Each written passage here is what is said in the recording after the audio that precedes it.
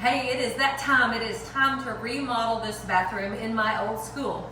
Now this is the bathroom that is directly across from the gymnasium, and for years it was a boys' bathroom, and it had this big trough-like urinal over where I now have my shower, and then it also had 3 stall toilets. And when I bought the building, it had a drop ceiling. If you want to look right up here, you can see where it turns from white to like a dingy color. That's where the drop ceiling was. And all the drop ceiling tiles were sagging and gross. And I just can't imagine why people would come in and put a drop ceiling in a high humidity boys' bathroom, but that's what they did. So I really couldn't wait to get that out of here. And so when I pulled out the drop ceiling, I was really excited to find that I had an extra 4 feet above there and 2 natural light windows right by the ceiling. I'll show some pictures of that in a little while. But what you're seeing right now is some artificial light, but a lot of natural light coming into this room that didn't. And in this bathroom, I have 12-foot ceilings, and I love high ceilings, and there's so much potential. So what we've done today is, this was a high gloss tile, and I was worried that the paint wasn't going to stick to it. So we painted this, we prepped this with a primer that is a bonding agent for painting tile. So if you're going to paint a tile floor, maybe even a toilet, anything porcelain that you're worried about your paint adhering to, you can paint it with this primer.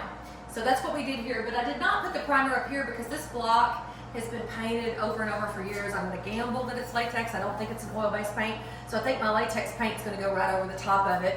If not, we'll figure that out as we go. So one of the things that I want to do is paint a tree and a rock-like figure on this wall. So I thought about putting mortar over every bit of the surface, filling in every crack, but this is an old block building, and when you paint murals on top of block, most people aren't going to recognize that they're block. So I'm not going to do mortar on the entire room, but I am going to put mortar on this wall, and I'll show you what I'm going to paint. But when I first started out looking on Pinterest to try to decide what kind of pattern I wanted to put in here, I had first thought that I wanted to do black and hot pink.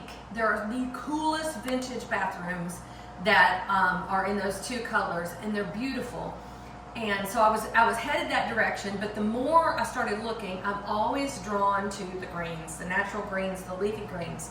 So I ordered these, and these are kind of the colors that I wanted to stay pretty close to, but I'm going to have quite a bit. I'm going to have gold accents, I'm going to have a gold chandelier, gold frame mirrors, gold in the ceiling. So there's going to be quite a bit of gold to make it a little bit more opulent, because I want something to be sort of like a fairy tale. Anytime I do anything, somehow it always ends up looking like a fairy tale, and that's what I want in this.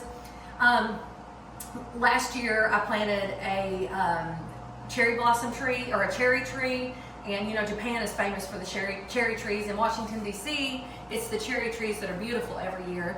And I listen to this Tai Chi music when I'm working sometimes on YouTube, and it has this the most beautiful cherry blossom tree with like fallen cherry blossoms. So once I got into this color scheme, I knew I wanted pink flowers. So I've kind of settled on the cherry blossom tree. Then I started researching botanicals from Japan. Then I started researching how to paint leaves and even Japanese birds. So somehow I've sort of landed on pink, green, black, Japanese gold, and chandeliers. So that's what we're going to do. I'm super visual. I can freehand paint, and I like to freehand paint, but I need visuals. So I print these up on big paper, and I just lay these about as I begin to paint. And this is the first one that I've ever done. I'm pretty much going to freehand all of this. I'm going to pre-draw the tree, but I'm going to do it based on looking at some images. But I really, really like this pink and green scheme. And right there, the paint is coming off the wall, the crackle. So I spend a whole lot of time taking brand new things and making them look old. I know most people who remodel, they want to take old things and make them look new. I am always very interested in patterns, repeat patterns. And since we have these 8-inch blocks all the way around, it is pretty simple to paint a brick pattern. So if you'll go on Pinterest, you can download different brick patterns I don't know very many brick masons who take the time to do this anymore, or if they do, but if you look at old downtown buildings, a lot of times they have interesting patterns. So that's something that's so easy to do. That is literally, I mean, it's just like, you know, coloring or drawing in the lines. Your lines are already set. You just have to develop a pattern. Here are some more images and things that I like. I like this a lot because it's a big frame with a mannequin and a dress sticking out of it. I'm not particularly going to do that, but I do love three-dimensional items in a frame. I love three-dimensional things on a wall. So many times I think we get stuck, boringly so, putting only two-dimensional items on a wall, and I like to have three-dimensional, I like to have things coming out at you. These are more pinks and greens. I like that Art Deco door. I need to be able to do something swanky with the door. Here's the trees. Are these not so beautiful? Look at these trees.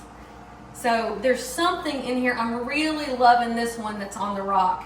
So I'm gonna put some mortar on the wall, make it look like a rock, paint it to look like a rock. I may even, I'm gonna mortar the tree. I'm gonna mortar the tree. I'm gonna make the tree out of mortar. Why did I literally just now thought of that. I'm gonna create, I'm gonna be amazing. I can't wait to do it. Oh my gosh. I love mortar and masonry. Now, in case I decide to flip something around, I also flip these images and I made them mirror images of themselves in case I want the tree to go a different direction. I really like to sometimes look at the base shape of a tree because trees are hard. Okay, I bought tint. You know when you go to the paint store and they measure out the tint that they put into the base? I went to a local shop that gets some overstock from Lowe's. They sold tint. I've got blue tint, I've got red tint, and I've got green tint. So now I can take paint I buy at a yard sale or mist tints that I find at Home Depot or Lowe's, and I can tint my own paint. So I've kind of been looking up the recipes on how to get the different greens and the different blues that I want, and then also the pinks. It's pretty amazing. I like, these are all on Pinterest, but this is cool because you know yellow and blue make green, and if you want to make a lime green, right here it says 90% yellow, 10% blue. I would not have thought the ratios would have been that different, but they are. And so then by the time you get down here to seafoam green, it's 90% blue, 10% yellow. So I find that interesting. Here's some other greens where they add a brown. So there's blue, let's see, blue, yellow, brown make that dark green. So, and then there's, you know, it tells you the dot ratios to use. So I'm gonna have to play with the paint colors. Now here's the original. Here's some more of the images that I have that I'm going to use. This is one of those black and pink bathrooms. I just think they're stunning. I love them so much, but something has evolved. I don't want so much black. I am going to do a chandelier, and I like the fact that they have greenery and birds in there. Once again, that's something three-dimensional rather than two-dimensional. Here is just a Christmas scene, but there's a gold chandelier with a pink wall that is just faded. And let's see, what did I love about this? Just more pink and green, and I like the florals coming out at you. That's pretty cool. I do have a little TV that I want to put in here, so I can watch TV while I take a shower or sit on the toilet. I think I'm going to put it way up high up there, though. And then I saw this. I love this idea. That is a gold frame just around a flat screen TV.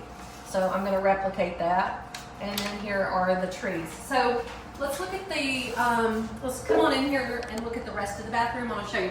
Now again, this used to be a little boy's bathroom in an elementary school. And so this is the wall. It's 12 feet tall, and I think it's like 10 feet wide, 10 feet wide. This is where I want it to have a super awesome Japanese cherry tree. I think that's going to be stunning.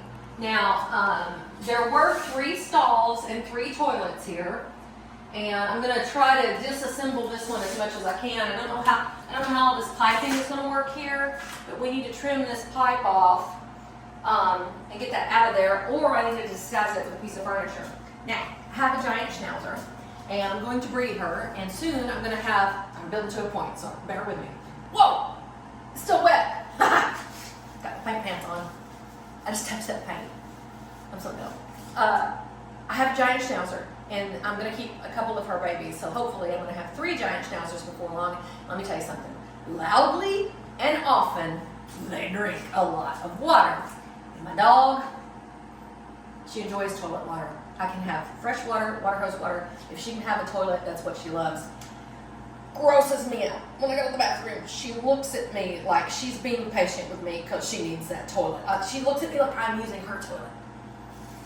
It's annoying, but instead of fighting her and potentially her babies for decades, this is her toilet. I'm going to give her this toilet. I'm going to revamp this toilet over here to where it is an infinite supply of fresh water. I'm going to paint with a schnauzer. I'm going to make it look less toilet-like. I'm going to take the toilet seat off of it, and that is going to be her infinite water supply. She can have it, but since there's 3 places for toilet, 1, 2, 3, I'm going to put me a toilet over here, and from an old church, I have a curved banister that's going to go around it, and I'm going to get my little toilet pin that is giant schnauzer proof. This is my world. My dogs are just living in it. Actually, I think the opposite is true. It's really their world, and I'm living in it, but they're going to leave my toilet alone. So that's how that's going to happen.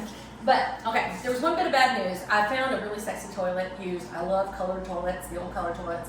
And I wanted to put me a colored toilet in here, and I'm still looking for some. If you have an old pink toilet or an old blue toilet, I'm totally interested. But because of the way this plumbing is set up, I talked to the plumber, and he said I need to keep these commercial standard school toilets. So I'm not excited about having to keep a standard toilet for me. I wanted something a little bit more regal. But I did find a product from Rustoleum that is made for painting tile, and it works on porcelain, and toilets are porcelain. So I found a seafoam green color in a kit, and I'm going to paint both of these toilets a seafoam green so that, you know, they're not just a standard little boys go pee in the toilet. They're a little bit fancier toilet. You know, then I'm going to put a chandelier above it. So nobody's really going to be looking at the toilet. So we've got 12-foot ceilings coming up here and all the way back down here. And I built the shower 3 years ago when I got this building. So I do have a new build shower in here, and it works amazingly well. So the Japanese cherry tree is going to be here. Fancy toilets and dog bowls are going to be there. I don't know what I'm going to do here. I think I'm going to probably variegate it and model it, like do mottled paints like greens into whites. But I do know something else that I've always loved. I love paintings of nighttime, and I love paintings with rain, but I don't want the whole room to look that way. So as I get closer back to the door, and Jesse, if you want to, you can pan over there and just show them all the way up to the door and the window up there. I'm going to make that look like nighttime, and I'm going to put in a giant moon and maybe a little bit of rain. I don't really know how to paint rain, but I want it to be dark, up to light, up to opulent, up to a tree. And I'm pretty sure nobody's going to have a bathroom like this in a former little boy's bathroom in an old school. And so stay tuned. We're going to keep everything posted. I'm going to record everything as I go, and I'm going to show you all the mistakes I make. I make mistakes all the time, and that's the beauty of paint. Whenever you're painting, I love imperfection, and I love making new things look old, and I love like incorporating imperfection, because to me, that's the homiest thing that you can do, and it's the most natural thing that you can do, because in nature, there's nothing that is perfect. So if you mess up, paint, if you really mess up, paint is so forgiving, you just go over it again. It's awesome. So I read in an artist book recently to be fearless, and I've always heard people say that, and it's only really resonated with me recently. I can't explain it, but have no fear. Try it. So what if you mess up? You know, I've always, for a long time, I tried to do things the way other people did it, or in a way that was more cookie cutter, you know, farmhouse, or shabby chic. And once you break away and realize that you're painting your world, your nest, your area, and you go with that, they're the happiest rooms in the world. So that's what I'm going to do here. I'm going to make me a happy little toilet with a happy little tree.